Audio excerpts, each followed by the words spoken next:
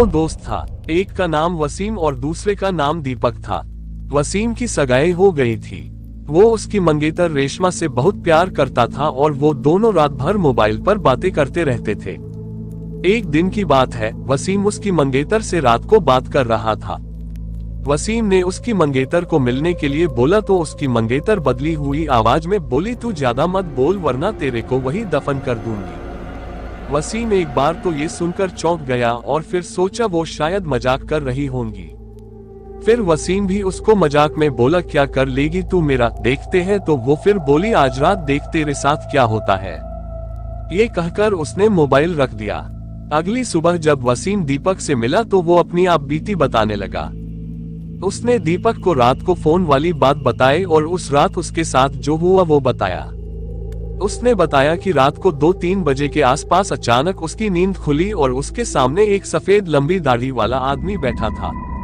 वो बोलने लगा, ले आ गया मैं, अब देख तेरे साथ क्या होता है। उसने मेरे गले को पकड़ लिया और ऊपर उठा लिया। मेरी सांसें रुक गई। मैंने उसी वक्त अल्लाह का नाम लेते हुए नमाज पढ़ना शुरू कर दिया और वो मेरे सामने से गायब हो गया। दीपक को उसकी बात सुनकर बड़ा अचंभा हुआ कि ऐसे कैसे हो सकता है। उसके अगले दिन वसीम ने फिर अपनी मंगेतर से मोबाइल पर बात की और बोला, कल रात तुम मुझे क्या अनाप शनाप बोल रही थी। उसकी मंगेतर ने कहा, ऐसा कैसे हो सकता है जबकि कल तो मैंने फोन ही नहीं किया था। ये सुनकर वसीम के रोंगटे खड़े हो गए और उसने तुरंत फोन काट दिया। उसी वक्त वसीम ने दीपक को फोन किया कि उसकी मंगेतर की तबीयत खराब है और कल उसके घर पर चलना है। अगले दिन दोनों तैयार होकर वसीम की मंगेतर के घर गए। वहां पहुंचकर वसीम ने दरवाजा खटखटाया तो उसकी मंगेतर सामने खड़ी थी और बदली हुई आदमी की आवाज में बोली, तू फिर आ गया ना, तूने अगर अंदर कदम रखा तो यहीं पर तेरा जनाजा निकाल दूंगा। वसीम बोला कि ये क्या बोल रही है तू। वसीम आगे था और जैसे ही उसने घर में कदम रखा उसकी मंगेतर ने दीवार पर टंगी तस्वीर उतारकर वसीम के सर पर दे मारी। उसके सर से खून बहने लग गया।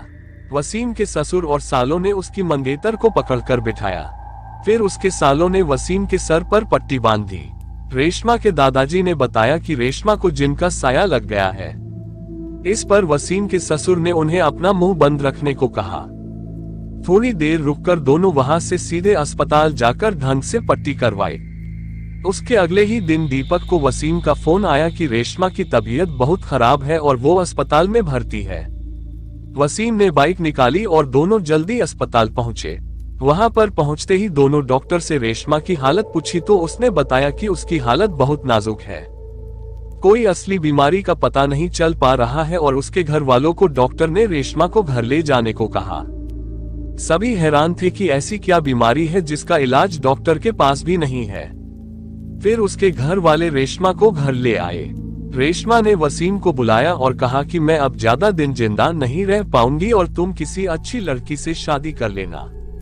ये सुनकर वसीम की आंखों में आंसू आ गए और बोलने लगा कि मैं तुम्हें मरने नहीं दूंगा। फिर रेशमा के दादाजी ने उसको पास ही के पीर बाबा के पास ले जाने को कहा। दोनों ने उसको पीर बाबा के पास ले गए और पीर बाबा ने बताया कि इसको एक बुरे जिन ने जकड़ लिया है, जिसकी वजह से वो इसके शरीर को नुकसान पहुंचा रहा है। अब बहुत देर हो गई है। पीर बाबा ने बताया कि इसका एक ही इलाज है, यहाँ से 80 किलोमीटर दूर एक दरगाह है, वहाँ इसका इलाज हो सकता है।